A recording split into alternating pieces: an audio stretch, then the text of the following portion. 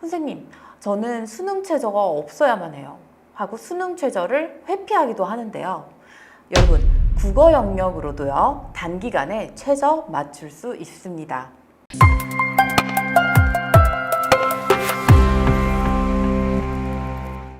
네, 안녕하세요. 대치 아폴론의 최동선 소장입니다. 오늘은 조금 특별한 주제와 시간을 가지고 여러분을 좀 찾아뵙게 됐는데요. 요즘 이제 한참 고3들 수시 상담 많이 할 때잖아요. 그래서 제가 이제 상담을 하다 보면 수능 최저 얘기를 하는 경우가 대단히 많고, 그런데 이제 문과든 이과든 상관없이 얘기를 하다 보면 선생님, 국어로는 제가 수능 최저를 못 맞출 것 같아요. 너무 불안해요. 아니면 모의고사 때마다 이렇게 들쭉날쭉한 친구도 있어서 진짜 국어로 이 친구한테 수능 최저를 맞출 거를 주문하기가 힘든가 이런 고민이 들 때가 많아서 오늘 그 분야의 전문가이신 김유경 선생님을 모시고 한번 해답을 좀 찾아보려고 하는데, 선생님, 국어로 수능 최저 맞추는 거 사실 좀 어렵지 않나요? 이게 가능할까요? 국어로도 한 달 동안 공부해서 1등급으로 올리는 것도 가능합니다. 한 달요? 네. 이거 조금 기대도 되지만 정말 그게 가능할지 여러분 오늘 잘 김유경 선생님의 그 필살기 해법을 실제 어떤 그런 부분들에서 검증된 필살기 해법을 기대하시면서 시청해 주시기를 바랍니다. 잘 부탁드립니다. 네, 안녕하세요. 오늘 한 달 만에 국어 1등급으로 올리는 필살기를 알려드릴 아폴론 교육의 김유경 컨설턴트입니다. 수능이 얼마 안 남은 이 시점에서요, 수시에 지원한 우리 학생분들 중에 가장 큰 고민이 이 최저 학력 기준이거든요. 수시에서 합격한다고 했을 때 3합 7이 가능하냐, 아니면 4합 8이 가능하냐, 이런 것이잖아요. 그래서 수능을 앞두고 국어 영역에서 빠르게 최저를 맞출 방법에 대해서 말씀드릴 테니 오늘 함께 내가 국어로 수능 최저 맞출 수 있을까? 이 질문에 대한 해답 가져가시기를 바랄게요.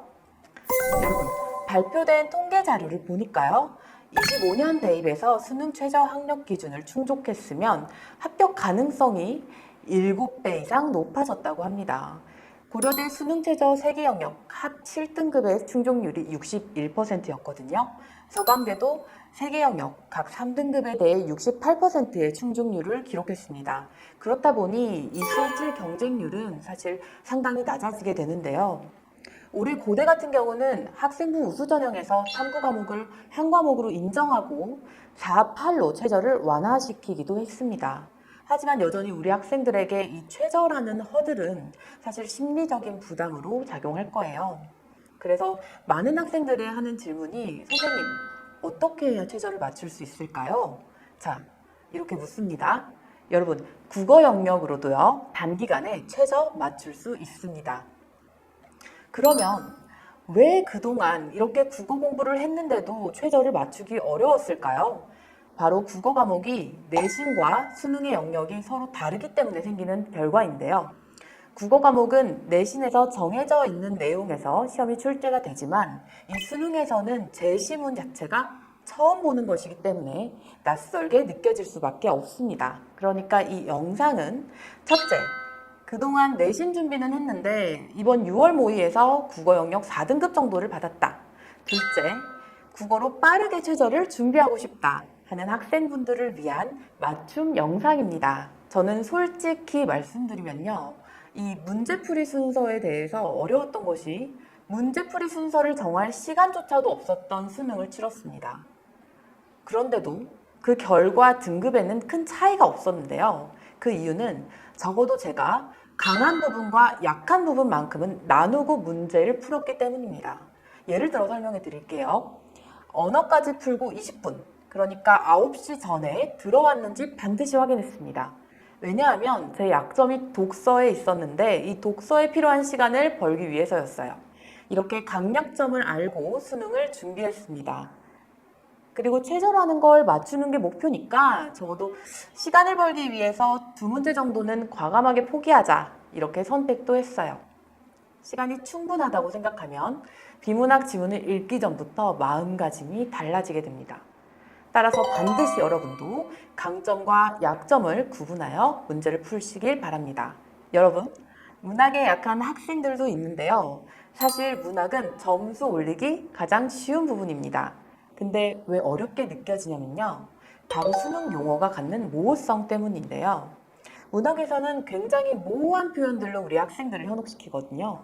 예를 들어서 25학년도 수능의 25번 문항에서요, 상실, 고통, 사랑과 기억에 희미해진다. 이 의미를 객관적으로 진단하셔야 2번 답안을 선택할 수 있습니다. 그런데 상실이 희미함과 맥락이 비슷하다고 생각하는 주관이 개입되는 순간 답을 찾기가 굉장히 어려워집니다. 이러한 지문과 선지를 객관적으로 독해하고 적절한 판단을 내려야만 합니다. 그러려면 일부 개념어, 고전 어휘, 상징 등에 대해서는 의미에 대한 암기가 반드시 이루어져야 합니다.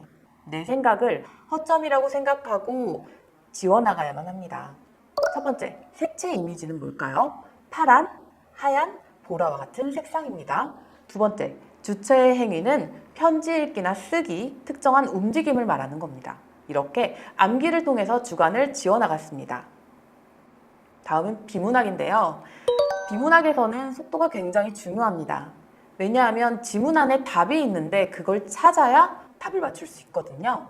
시간을 늘 생각하고 이 속도를 조절해 나가면서 독해를 단련했습니다. 흔히 모래주머니 훈련이라고 하는데요. 읽기 무거운 지문들을 술술 읽어 내려가면서 속도를 점차적으로 올렸습니다. 저는 수능까지 약 하루에 3회분 정도의 모의고사를 풀었고 점진적으로 무거운 지문들, 독해가 어려운 지문, 전문적인 과학 철학 분야의 지문들에 대해서 제가 약하다는 것을 알고 있었기 때문에 이 모래주머니 훈련을 반복적으로 하면서 점차 비문학 지문을 읽어나가는 속도를 높였습니다. 그리고 여러분, 하루에 3회 정도의 모의고사를 풀게 되면 단기간에도 지식 데이터라는 게 쌓여서 이전에 수능에서 다룬 지문을 또 만나게 되고 그 지문의 낯섦에 대한 민감도가 떨어지게 됩니다. 저는 한 문장을 읽고 다음 문장은 유추하는 방식으로 속도를 높였고 이렇게 수능 데이터에 익숙해져 갔습니다. 학부모님들은 우리 아이가 글도 잘 읽고 국어 공부도 충분히 한다고 생각했는데 모고가 안 나온다는 거예요. 혹은 최저가 있어서 대학에 못 붙을 것 같다고 이제 수능을 지레 포기하시기도 합니다. 그리고 선생님, 저는 수능 최저가 없어야만 해요. 하고 수능 최저를 회피하기도 하는데요. 사실 저는 입시에서 이 무모한 도전은 하지 않는 게 맞지만 그래도 이 수능 벼락치기라는 이 시점에서의 수능 준비는 2등급 정도의 최저 맞추는 데에는 시간이 충분하다는 생각입니다. 이제 여러분은 눈을 감고 그 최저가 있는 가고 싶은 대학을 거니는 상상을 해보세요. 그리고 더 이상 내가 최저를 맞출 수 있을까라는 질문보다 오늘부터라도 최저 준비를 꼭 해나가시길 바랍니다. 마지막으로요, 세 줄 요약을 한번 해드릴게요. 첫째, 강한 부분과 약한 부분은 반드시 나누세요. 둘째, 문학은 암기입니다. 셋째, 복잡하고 어려운 비문학 지문으로 모래주머니 훈련을 해주세요. 컨디션에 따라서 자칫하면 흔들릴 수 있는 과목이 국어고요.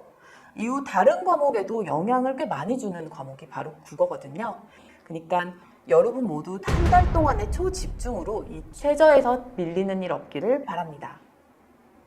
지금까지 입시의 신개념 대치 아폴론 교육의 김유경 컨설턴트였습니다. 감사합니다.